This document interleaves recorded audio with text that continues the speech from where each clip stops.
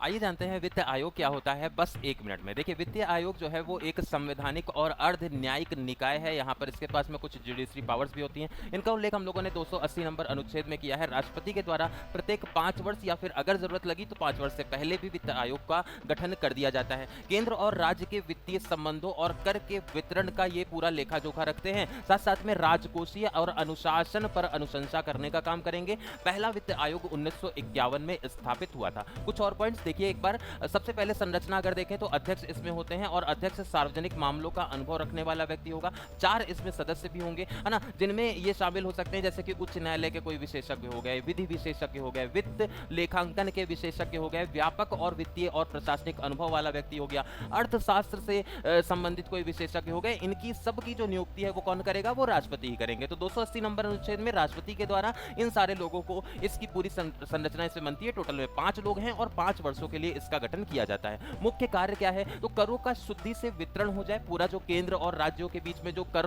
जो taxes collect होते हैं उसका वितरण पूरी तरह से हो जाए, ये आपको ध्यान रखना है। और साथ साथ में अनुदान, है ना, जो ग्रांट इन एड होते हैं उनके लिए सिद्धांत भी तय करने का काम इसी वित्त आयोग का होता है। भारत की संचित निधि से जो राज्यों को दिया जाता है उसके लिए भी जितना भी प्रोसेस, जितना भी उनको रकम दी जाएगी उसका भी लेखा जोखा ये वित्त आयोग ही रखेगा।